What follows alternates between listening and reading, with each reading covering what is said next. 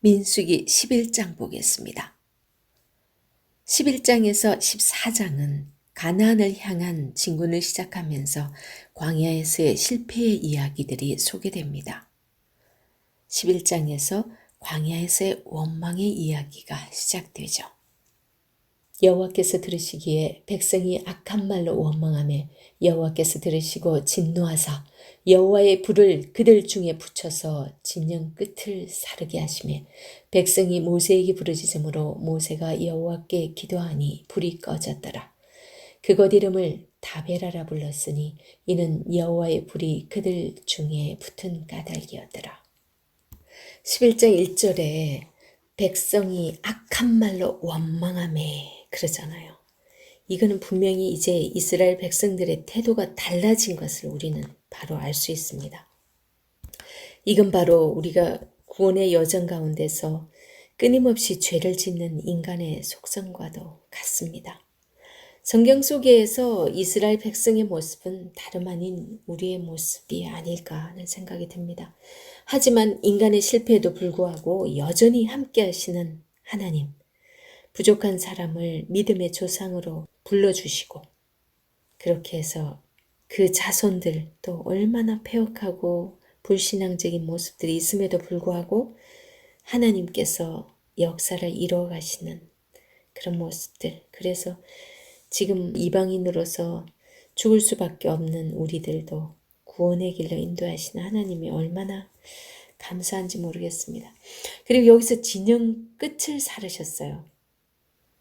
그냥 아예 확 불질러 버렸으면 다 태워버렸을 때 끝만 살짝 사른 거예요. 이 경고성이죠. 불이 딱 붙었을 때 모세가 바로 기도합니다. 그랬을 때 불이 꺼집니다. 전 이걸 보면서 지금 우리 코로나 바이러스로 인하여 정말 전 세계가 긴장 가운데 있는데 그걸 보면서 우리가 할 건 기도밖에 없구나 하는 생각을 합니다. 그런데 이 불평 4절에 보면 그들 중에 섞여 사는 다른 인종들이 탐욕을 품으며 이스라엘 자손도 다시 울며 이르되 누가 우리에게 고기를 주어 먹게 하랴 이런단 말이죠. 제일 먼저 누가 시작을 했냐면 섞여 사는 다른 인종들이라는 거예요. 섞여 사는 다른 인종, 애굽에서 따라 나온 사람들이거든요. 이 사람을 아사숲이라고 그러는데 다른 인종들, 이 히브리어를 번역한 거에 보면 어중이 떠중이라고 우리나라 말로 어중이 떠중이로 번역을 했어요. 이들이 왜 하나님이 이렇게 10가지 재앙을 애굽에서 내렸잖아요. 그런 걸 보고서 이 사람들이 바로의 신하들도 뭐 그런 일이 있었다는 얘기 나오거든요. 출애굽기 12장 38절에 보면은 수많은 잡족과 양과 소와 심이 많은 가축이 그들과 함께 하였으며 그렇게 나오죠. 출애굽기 12장은 이제 막 그들이 나오는 장면입니다. 거기서 이제 나오는 장면에 이들이 따라왔다는 거죠. 수많은 잡족과 양과 소와 심이 많은 가축이 그들과 함께 하였으며 출애굽기 9장 20절에 보면요. 이때는 아직 나오기 전인데 바로의 신하 중에 여호와의 말씀을 두려워하는 자들은 그 종들과 가축을 집으로 피하여 들였으나 이때 이제 들에 있는 그 가축들 다 이제 막 독종이 있다고 막 그런 얘기를 할 때 그거 말씀을 두려워한 사람들은 자기 집으로 들였다는 거예요. 그러니까 두려워하는 사람이 있었다는 거죠.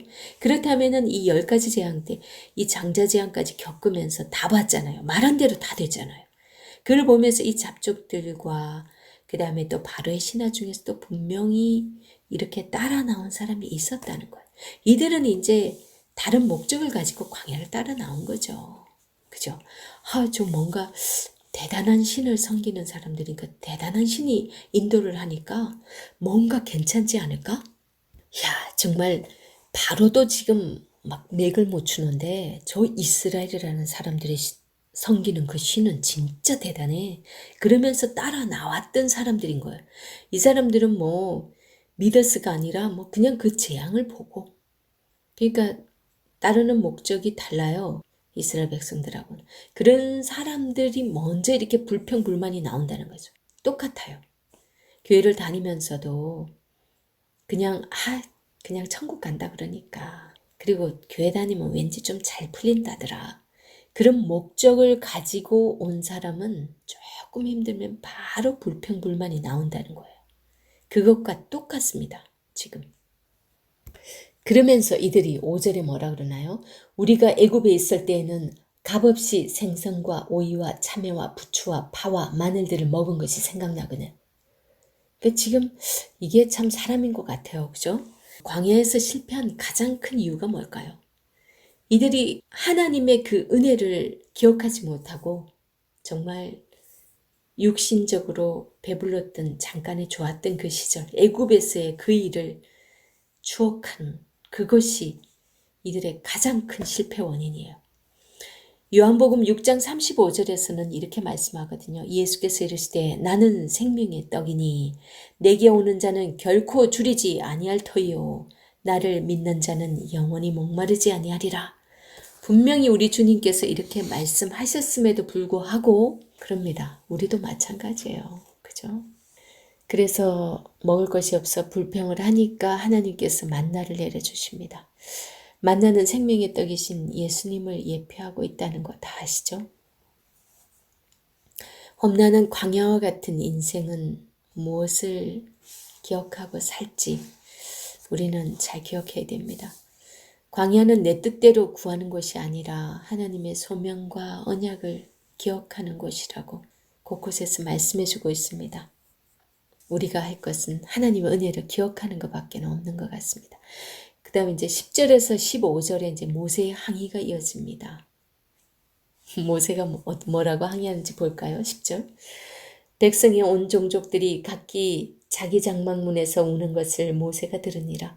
이러므로 여호와의 진노가 심히 크고 모세도 기뻐하지 아니하여 모세가 여호와께 여짜오되 어찌하여 주께서 종을 괴롭게 하시나이까? 어찌하여 내게 주의 목전에서 은혜를 입게 아니하시고 이 모든 백성을 내게 맡기사 내가 그 짐을 지게 하시나이까?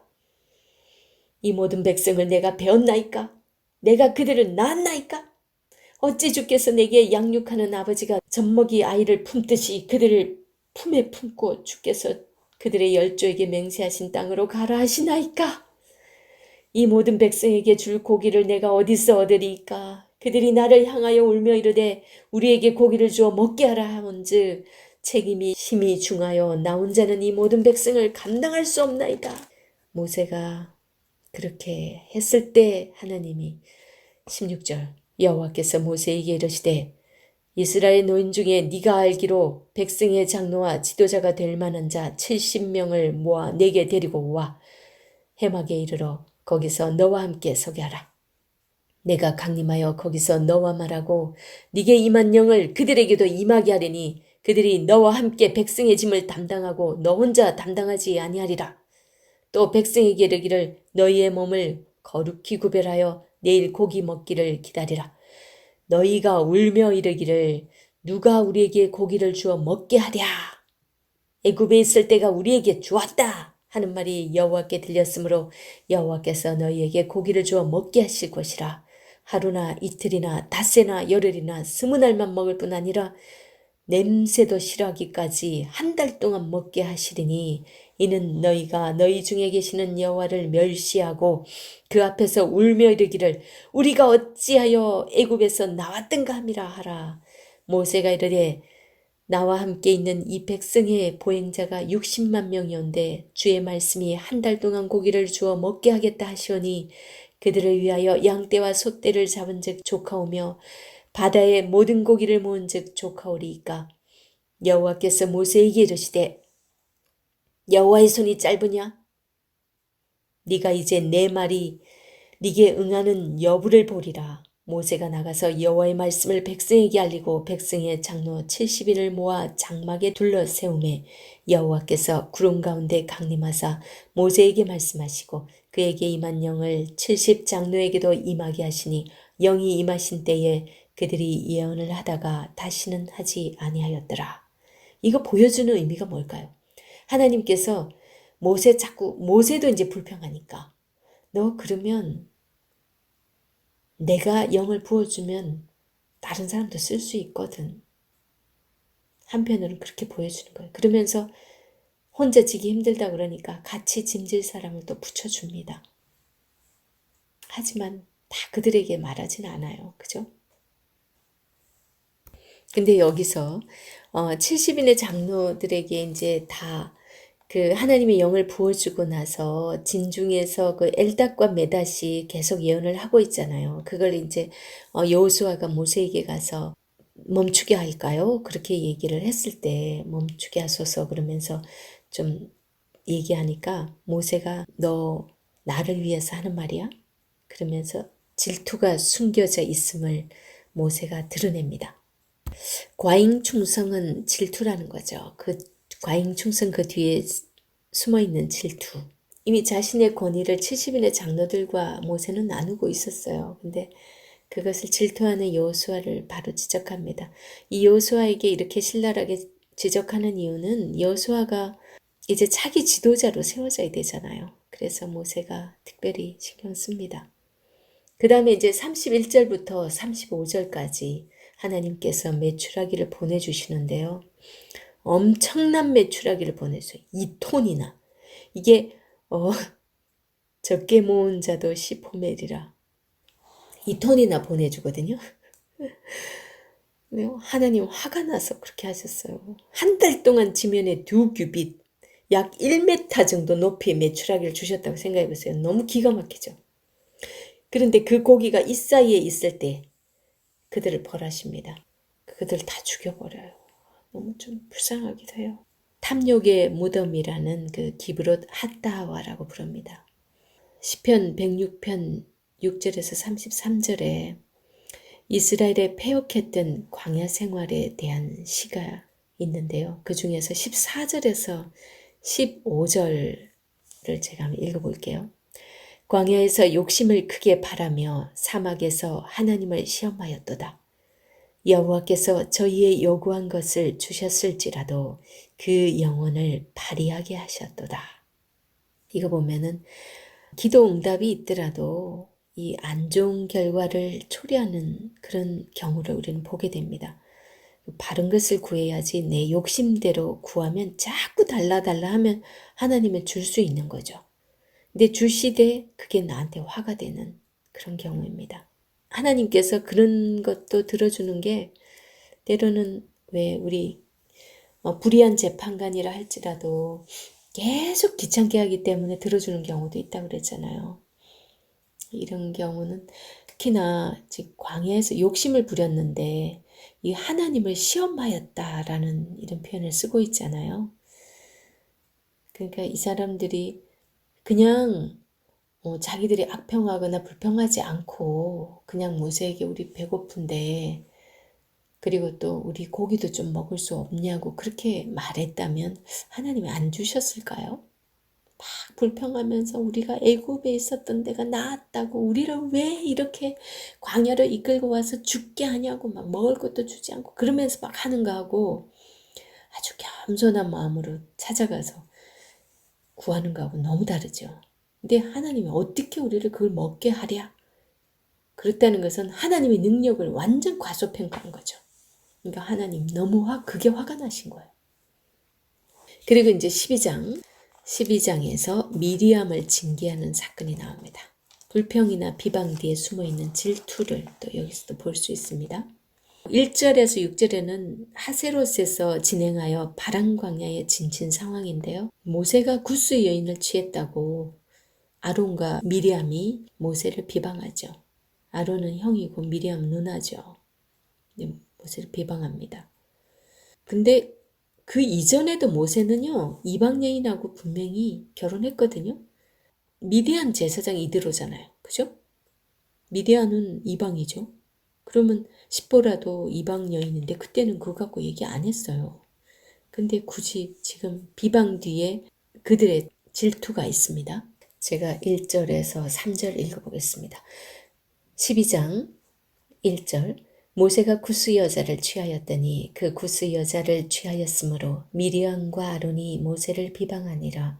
그들이 이르되 여호와께서 모세와만 말씀하셨느냐?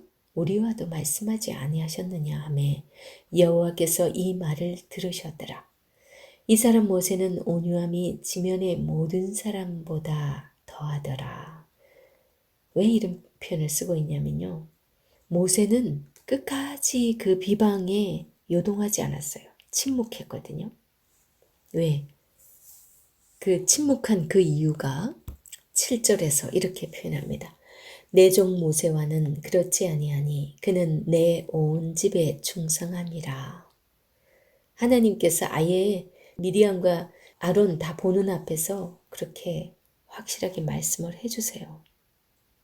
사실 성경에서 이방 여인과 결혼하지 말라라고 이렇게 꼭 금한 것은 아니었어요.